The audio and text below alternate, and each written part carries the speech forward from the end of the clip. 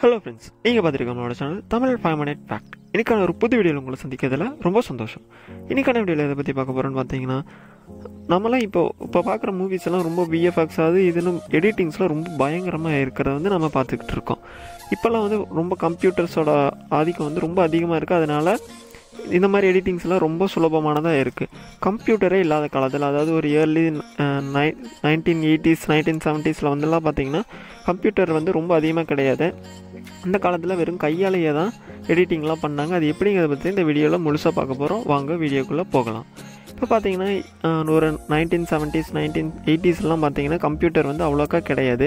அப்போல்லாம் எப்படி எடிட் பண்ணுவாங்கன்னு கேட்டிங்கன்னா, கையாலேயே தான் அந்த ஃப்ரேமை வந்து கட் பண்ணி பேஸ்ட் பண்ணி எடிட் பண்ணுவாங்க. என்ன பண்ணுவாங்கன்னு பார்த்தீங்கன்னா, வீடியோ படம் எடுக்கிற அந்த ஃப்ரேம்ஸ் எல்லாம் எடுத்துகிட்டு போயிட்டு அவங்களுக்கு தேவையான இடத்த மட்டும் அந்த ஃப்ரேமில் நெகட்டிவ் ஃப்ரேமில் இருக்க வீடியோஸ் எல்லாம் அந்த ஃபோட்டோஸ்லாம் வந்து எடுத்துக்குவாங்க. மற்றதெல்லாம் பார்த்தீங்கன்னா கட் பண்ணி வீசிடுவாங்க. அதை வந்து கட் பண்ணியும் ஜாயின் பண்ணிடுவாங்க. அதுபோல் கட் பண்ணி எடிட் பண்ண ஃப்ரேம்ஸ் எல்லாம் என்ன பண்ணுவாங்கன்னு பார்த்தீங்கன்னா, சினிமா தியேட்டரில் ரொம்ப வேகமாக ப்ரொஜெக்டர் முன்னாடி அதை வந்து ரொம்ப வேகமாக வந்து ஓட்டும்போது நம்மளுக்கு வந்து பிக்சர்ஸ் எல்லாம் வந்து ரன்னிங் ஆகிற மாதிரி, அதாவது வீடியோவாக வந்து நமக்கு தெரிய ஆரம்பிக்கும். அந்த நெகட்டிவ் ஃப்ரேம்ஸை வச்சு மூவியாக எடிட் பண்ணதுக்கு அவங்க யூஸ் பண்ண ஒரு மிஷினோட நேம் என்னென்னு கேட்டிங்கன்னா மூவியோலா.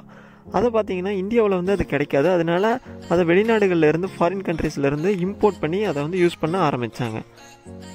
ஒரு செகண்ட் வீடியோவை மேக் பண்ணுறதுக்கு எவ்வளோ ஃப்ரேம்ஸ் தேவைப்படும் அப்படின்னு கேட்டிங்கன்னா, அதே நெகட்டிவ் ஃப்ரேம்ஸ் வந்து 30 ஃப்ரேம்ஸ் வந்து நகர்த்தினா தான் கிட்டத்தட்ட ஒரு செகண்டுக்கான வீடியோ வந்து அவங்களால ரெடி பண்ண முடியுமா. இப்போல்லாம் பார்த்தீங்கன்னா விஎஃப்எக்ஸ் கிராஃபிக்ஸ் இந்த மாதிரி ஏதோ யூஸ் பண்ணி ஈஸியாக இப்போ வர படத்தெல்லாம் எடிட் பண்ணிகிட்டே இருக்காங்க. அந்த காலத்தில் என்ன பண்ணுவாங்கன்னு பார்த்தீங்கன்னா, இந்த ஃப்ரேம்ஸ்க்கு வந்து தனியாக கையாலேயே வரைஞ்சி தான் எல்லா ஒரு ஃப்ரேம்ஸ்லேயும் யூஸ் பண்ணி கிராஃபிக்ஸ் மாதிரி பேசிக்கான அந்த மாதிரி எஃபெக்ட்ஸ்லாம் வந்து கொண்டு வந்துட்டு இருந்திருக்காங்க. எவ்வளோ நேரத்துக்கு அந்த மாதிரி ஸ்பெஷல் எஃபெக்ட்ஸ் தேவைப்படுதோ அது ஃபுல்லாகவே பார்த்திங்கன்னா கையாலேயே வரைஞ்சி தான் அதை வந்து யூஸ் பண்ணியிருக்காங்க.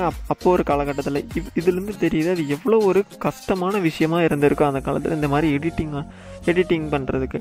அது மட்டும் இல்லாமல் இப்போ ஒரு அந்த வீடியோ எடிட் பண்ணும்போது வாய்ஸுக்கு ஏற்ற மாதிரி, அதாவது வாயசைவுக்கு ஏற்ற மாதிரி சவுண்டு இருக்குதா இல்லையா அப்படிங்கிறத பார்த்திங்கன்னா ஃபுல்லாக செக் பண்ணி தான் அந்த மாதிரி வீடியோஸ் எல்லாம் ரெடி பண்ணியிருக்காங்க. இப்படியே பல வருஷத்துக்கு அப்புறம் பார்த்திங்கன்னா 90s தான் இந்த மாதிரி கம்ப்யூட்டரை யூஸ் பண்ணி பேசிக்கான கிராஃபிக்ஸ் எல்லாம் வந்து கம்ப்யூட்டர் சாஃப்ட்வேர் மூலமாக எடிட் பண்ண ஆரம்பித்தாங்க. அப்படி எடிட் பண்ணி வந்ததில் ஒரு எல்லாருக்கும் ரொம்ப பிடிச்சமான ஒரு ஷோ தான் பார்த்திங்கன்னா சக்திமான்.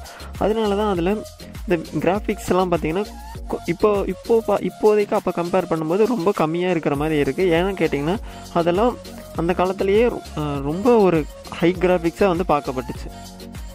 அவ்வளோதான் ஃப்ரெண்ட்ஸ், இன்றைக்கான வீடியோ பிடிச்சிருந்தால் லைக் பண்ணுங்கள், ஷேர் பண்ணுங்கள். உங்களுக்கு இந்த மாதிரி பல இன்ட்ரெஸ்டிங்கான விஷயங்களை பற்றி உங்களுக்கு தெரிஞ்சுக்கணும்னு ஆவலாக இருந்துச்சுன்னா நம்மளோட சேனலை மறக்காமல் சப்ஸ்கிரைப் பண்ணுங்கள். தேங்க்யூ ஃப்ரெண்ட்ஸ், தேங்க்ஸ் ஃபார் வாட்சிங்.